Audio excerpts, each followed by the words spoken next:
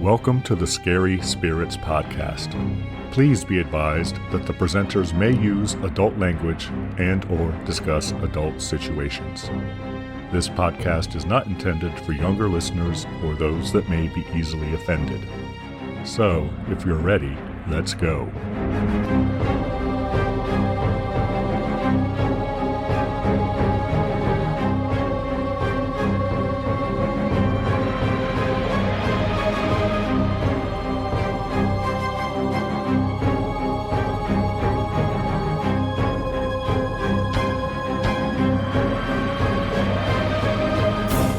Hello, boys and girls. I'm Greg. Hi, everyone. I'm Karen. And welcome to yet another very special episode of Scary Spirits Reviews, where typically we review a film that's in theaters or currently streaming. But we have done horror-themed games before. But now, tonight, we're doing something different, aren't we? Yes. First of all, Karen, how are you? I'm feeling dark and dreary. How are you, Greg? Quoth the raven nevermore. So if we are, as I said, doing a review of something we don't usually do, right, Karen? Yeah, something we did together. We actually spent time together. Yes, we did, boys and girls. With other people. With other people. Yeah. With my wife and yes. my daughter and her partner. Where did we go, Karen? We went to an Edgar Allan Poe Speakeasy in Cincinnati. Ooh. Do you remember it? I do. Well, there were 4 cocktails, so I'm just checking. Well, we'll talk about the cocktails later. They were delicious, but we'll talk about them later. Yes, and we went to dinner beforehand, and I had a couple beers there, Karen. It's true. So yes, we went to an Edgar Allan Poe Speakeasy. I guess what is it, Karen? Just tell them what they are first. It's Edgar Allan Poe stories and cocktails that go along with each story. So each story, an actor gets up on stage, which is very somberly lit and creepily lit, and they act out one of Poe's. They kind of act it out a little bit. They do, but really they're reciting it, but they're interpreting it. It's a soliloquy, but yes, but they are filled with emotions. Yes, they are. As you do when you read Edgar Allan Poe. So there are 4 stories and 1 cocktail to go with each story. Yeah, so we have 4 stories and 4 cocktails. The first story is TheTell-TaleHeart. The cocktail is The Pale Blue Eye. The next story is The Black Cat. With the cat's meow. The third story is The Raven. With Nevermore. And then the last story or poem is Mask of the Red Death. And we have the cocktail of Red Death. So it's kind of set up like our podcast. There's a story and there's a drink. Yeah, themed cocktails to go along with a Edgar Allan Poe poem. Should we talk about each performance one by one, or do you just want to talk about the experience in general?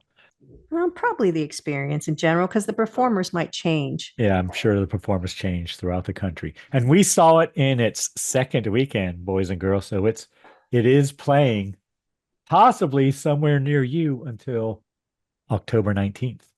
Yeah, so you just have to, what's the website? Do you have it up there? EdgarAllanPoeBar.com. There you go.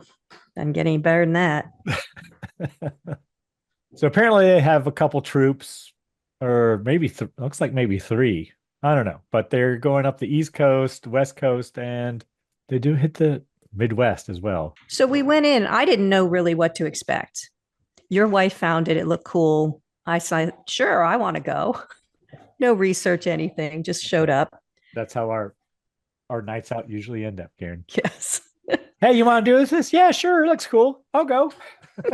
I don't know anything about it, but yeah, sure. Looks cool. Fun. So there's an MC that kind of gives you the rules when you sit down. You can sit together, which is nice. There's no assigned seating, at least in Cincinnati, there wasn't. She kind of tells you what's going on. Ours was a female, told us what was going on, introduced each performer. And the performers are also your waiters. So they're passing out the drinks. So there is a small intermission in between each performance. The whole thing lasted, I'd say, hour and a half. maybe hour 40. Some people dressed up Poe-like, some didn't. But, it'd be fun if you wanted to do that, if you have that attire. I agree. So I guess we shouldn't really talk about the performers because they may vary from location to location. It doesn't look like the stories or the drinks change, though. No, it doesn't, because they're on the website. The drinks are on the website. So you can talk about the drinks. So the first drink is the Pale Blue Eye, Karen, which is a classic twist on a traditional Collins drink, apparently, according to the card that was on my chair, Karen. Yeah, it's citrus and blueberry infused vodka, fresh squeezed lemon juice, and simple syrup, topped off with a pale blueberry eye. So they don't tell us the recipe. We were kind of hoping to get recipes because of what we do. But they do tell you what's in it. And right here, I'll tell you, boys and girls, they're giving you 4 cocktails. They can't give you 4 ounces of hard liquor and then send you on your way. Have a good night. Drive in an safe. Hour and a half. Yeah. So I would say they're not full strength cocktails. Yeah. Either the vodka is like the kind of stuff you would get at your local convenience store, or it's only like a quarter ounce. Because you can taste it a little, the liquor and the drinks, but you're not going to be overwhelmed. No. And at least in our performance, the narrator did like try to play up the whole inebriation thing. Like, you're all getting drunk, blah, blah, blah. But no, I don't think anyone's getting drunk. Not really. I mean, shit, I think that would be irresponsible. I had quite the head start and I did not get drunk. But it was a good, I liked that. I liked it. It was good. I agree. I didn't really put the Pale Blue Eye with the TheTell-TaleHeart together until he started telling the story. Yeah, lots of dismemberment in Poe stories. Yes, lots of dismemberment and lots of putting bodies behind walls. Yes, and in floors and such. Our actor was fine. He was probably our actor. That first story, he was probably the worst of the bunch, but he was fine, I think. I thought he was good. Oh, he was good, but he wasn't better than the other 3. Maybe, I don't know. I didn't. Maybe better than the last one, but then the next cocktail we had was the Cat's Meow. Like that guy went up there, told us the TheTell-TaleHeart, and there was good background sound effects like heartbeats and music and whatnot, as there is in every story. And nice lighting. It's a nice set. There's candles and looks like LED candles. Well, but still looks like a Poe kind of set. The next story cocktail is the Cat's Meow, for the Black Cat, a film which I think we've done, Karen, but I don't think it had really anything to do with the Poe story. No, I think it was a very different version of that story.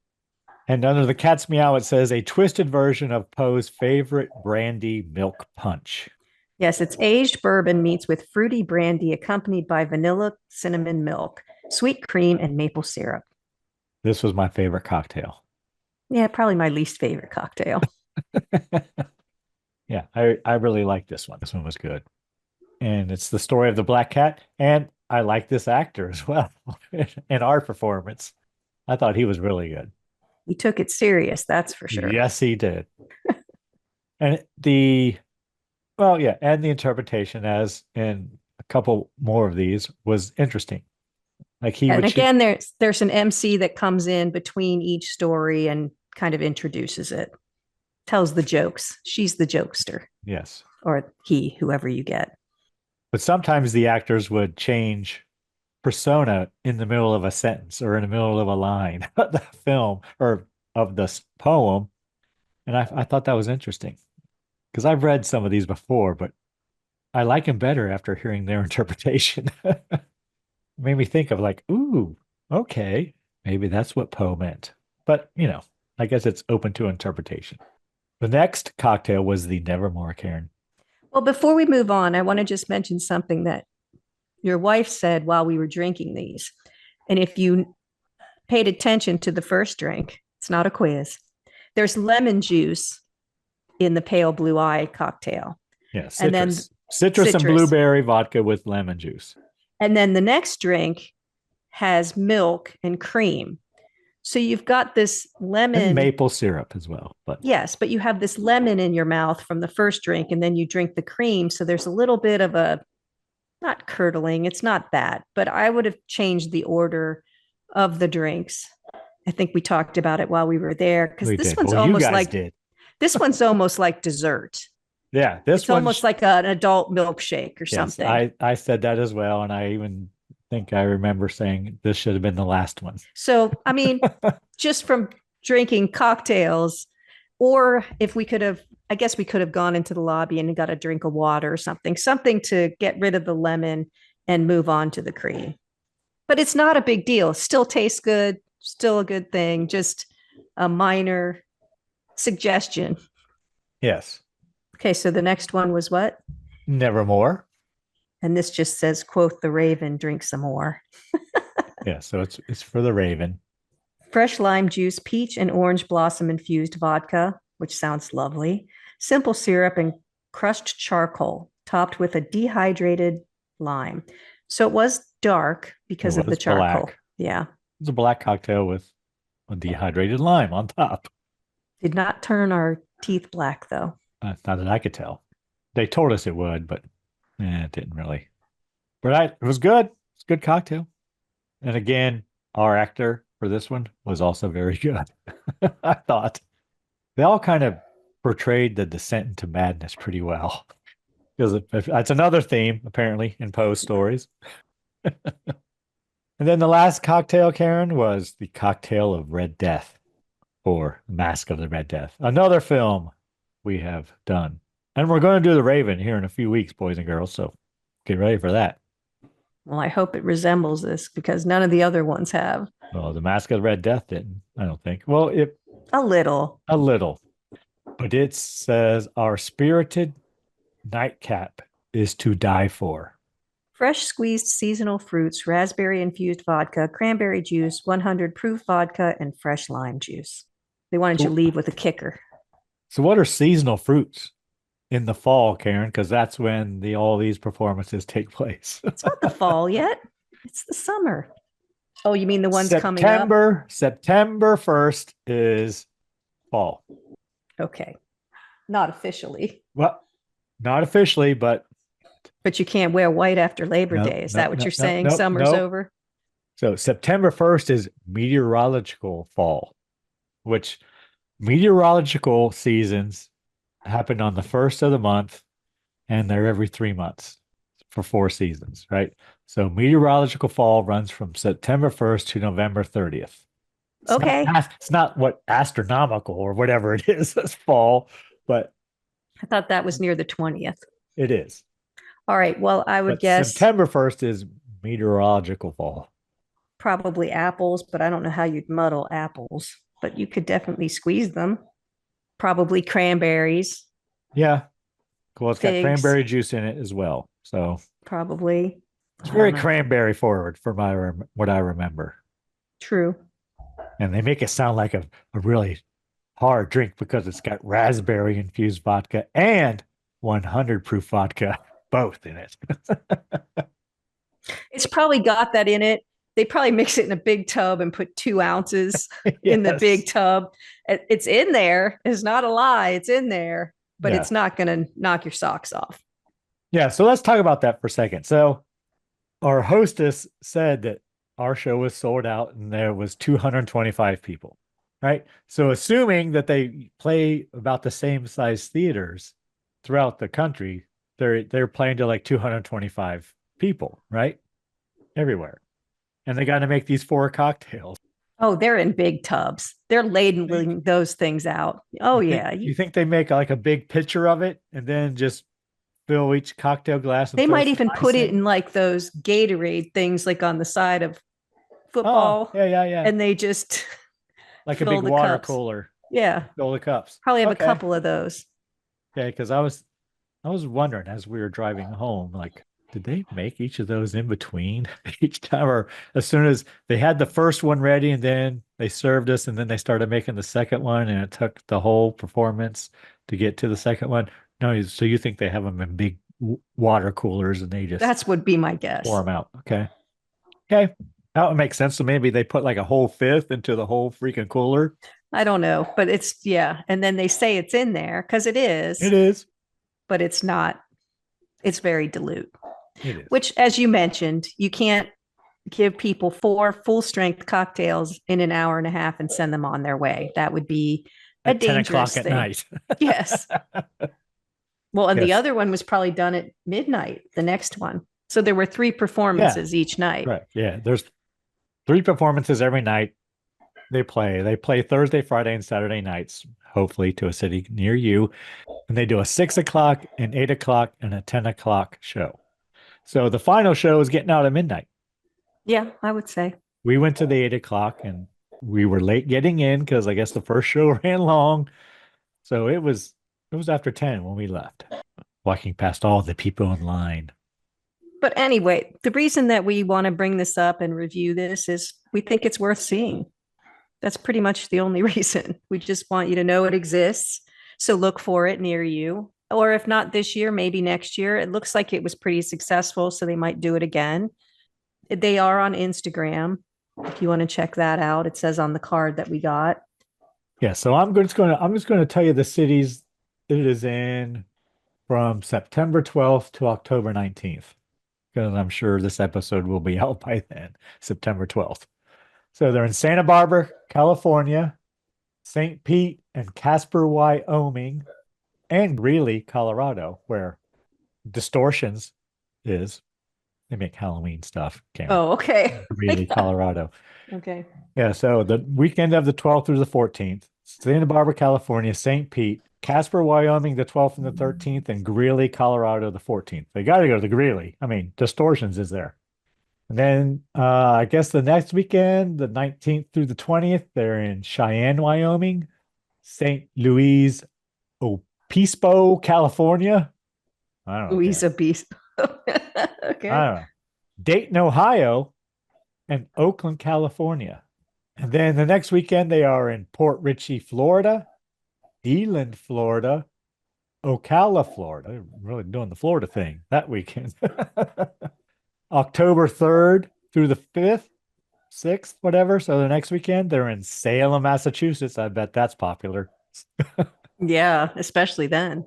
Lafayette, Indiana, and Kokomo, Indiana. Their final weekend, October 10th through the 12th, they are in Galveston, Texas, and Kalamazoo, Michigan.